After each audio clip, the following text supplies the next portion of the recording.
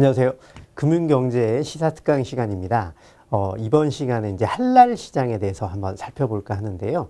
우리가 이제 할랄 시장이 나름의 이제 인지도를 구축은 하고 있어요. 할랄이라는 게 무엇인지, 그리고 이제 특히나 이제 요 시장이 좀 낯설었는데 최근에는 이렇게 신문이라든지 매체에서 많이 접해 보셨을 겁니다. 그래서 이번 시간에는 할랄 시장이 성장하고 있고 국내의 식품 업체들이 어떻게 대응을 하고 있는지 한번 살펴보도록 할 텐데요. 이것을 이제 얘기하는 이유는 단순히 식품 업체의 현황을 살펴보는 것이 아니라 이런 시장이 굉장히 이제 있고, 그리고 이제 우리가 종사하고자 하는 또는 이제 종사하시고 계신 그런 영역에서 어떤 인사이트를 찾고자 함이 이제 목적이 되겠습니다. 자, 오늘 얘기의 이제 주제를 요약을 해보면, 이제 할랄이라는 것은 이제 무슬림과 연관된 거죠. 무슬림의 이제 시장 영역이 이제 뭐 식품이라든지 의약품 그리고 화장품 등의 영역에 있어서 굉장히 큰 시장을 차지하고 있다는 거죠. 그래서 지금은 한 1.5조 달러의 규모가 예상이 되고 있고요. 실제로 그렇고요. 2020년 이후로는 한 2.5조 이상의 시장을 형성할 것이라고 보면 됩니다. 그래서 이 시장이 굉장히 큰데 이제 대부분은 이제 아직 식품 쪽이라든지 이렇게 이제 중심을 이루고 있고요. 앞으로는 의학이라든지 화장품 또는 금융까지도 확대될 수 있겠죠. 자, 그러면 이 시장이 어떻게 이렇게 커져나가고 있느냐? 핵심은 두 가지입니다. 한마디로 무슬림의 인구가 굉장히 늘어나고 있고요.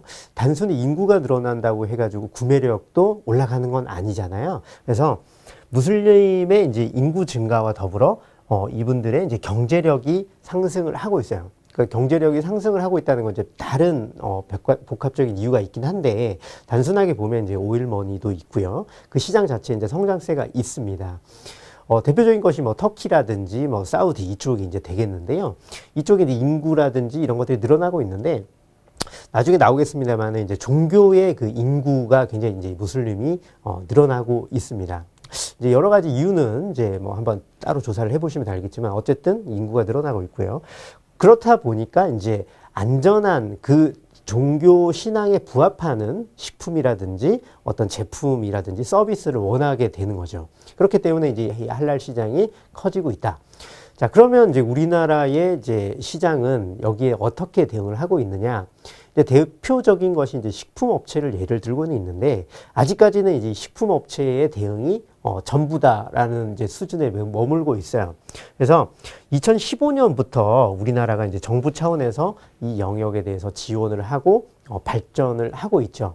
근데 이 시장 자체가 굉장히 이제 좀 까다롭고 어떤 이제 눈길을 돌리기가 기존에는 어려웠습니다. 쉽지 않은 면이 있었는데, 지금은 이제 제조업체 중심으로 굉장히 이 시장에 대해서 대비를 하고 있는 상황이에요. 그래서 식품업체의 어떤 트렌드를 보면서 우리가 뭐 금융업이 나가야 될 방향이라든지 이런 것도 한번 생각을 해볼 수가 있겠죠. 자, 오늘 얘기는 이제 할랄 시장이 이제 올라가고 있다. 굉장히 부상하고 있다. 이제 그 할랄 시장이 부상하고 있는 성장의 배경에 대해서 좀 구체적으로 살펴보고 우리나라 식품 업체들이 어떻게 대응을 하고 있는지 간략히 살펴보도록 하겠습니다. 자, 할랄이라는 것은 먼저 이제 허락되다라는 의미죠. 허락. 그러면 이제 반대로 무슬림에서 금지되고 있는 것들이 있는 거죠. 그래서 무슬림이 이제 신뢰하는 믿고 있는 그런 이제 경전에 보면 이러한 것들은 금지한다라고 돼 있어요.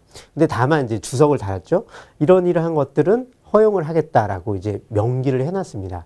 그러니까 거기에 대해서 인정을 받는 시장이 바로 이 할랄 시장이라고 보시면 돼요. 그러니까 대표적인 것이 이제 뭐 식품, 그다음에 화장품, 의약품, 요즘 이제 여행 서비스, 그다음에 이제 금융 트렌드까지 이어나갈 수 있겠죠. 자, 세부적으로 살펴보면 이슬람에 이제 신법이 있어요. 그것이 이제 사리아인데, 사리아에서 이제 금지, 하람하는 것과 그다음에 그 허락하는 할랄하는 것을 이제 명시를 해놨습니다. 그것이 이제 상고적으로 써놨는데, 이 법 이제 사리아에서 이제 4가지 편으로 나눠져 있거든요.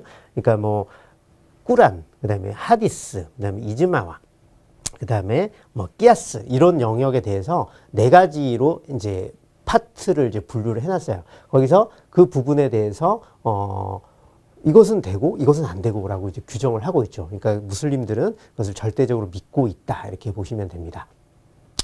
자, 할랄 시장은 이제 어느 정도 시장 규모를 이제 이루고 있느냐? 이제 보시면 이제 뭐 인도라든지 일본의 이제 식음료 시장인데요. 여기 이제 단위가 이제 10억 달러입니다. 10억 달러인데 굉장히 수치를 보면 1173.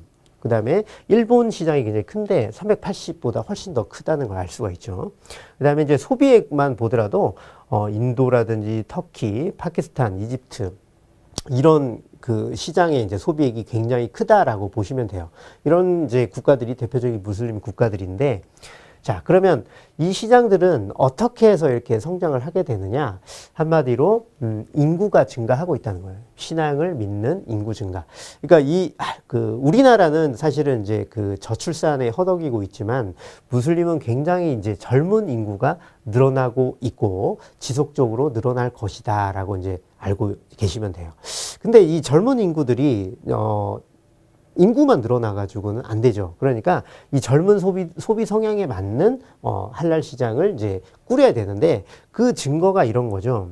종교별로 인구수를 보면은 이제 기독교도 늘어나고 뭐 이제 힌두교도 뭐 스테디한 상황인데 급격하게 증가하는 것이 바로 이슬람교의 이제 비중입니다.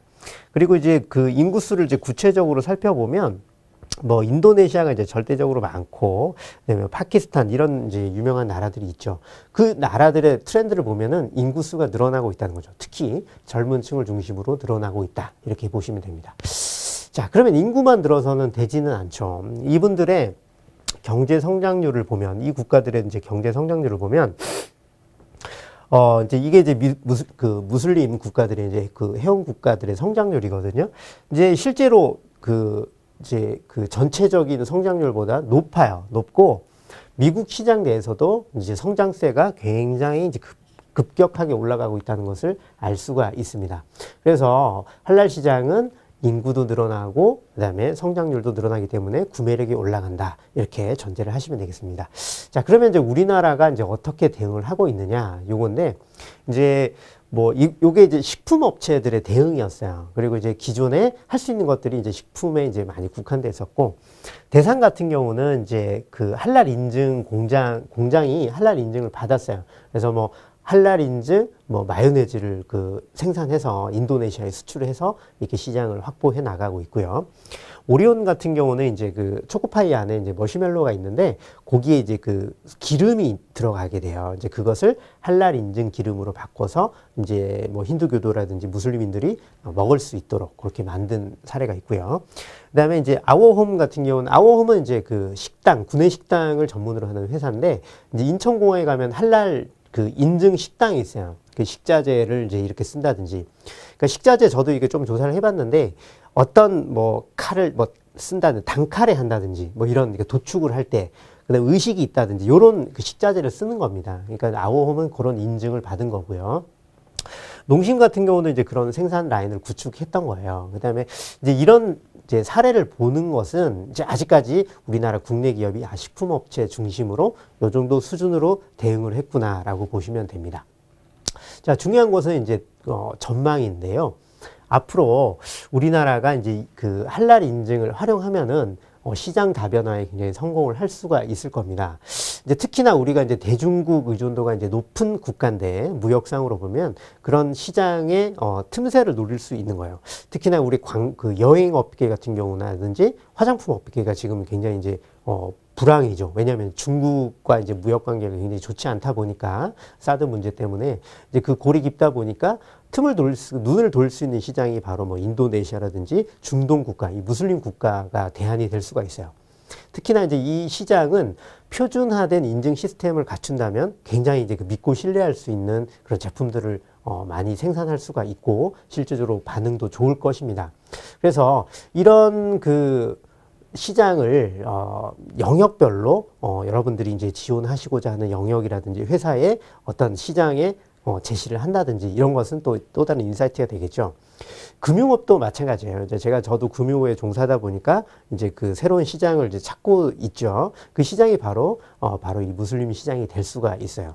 금융업에서도 할랄을 인증하는 시스템을 도입을 한다든지 그러면 해외 개척을 하실 때 좀 많이 도움이 되지 않을까 하는 인사이트를 드리고 싶었습니다. 자, 오늘 얘기는 여기까지 하고요. 다음 시간에 또 다른 주제로 찾아뵙도록 하겠습니다. 고맙습니다.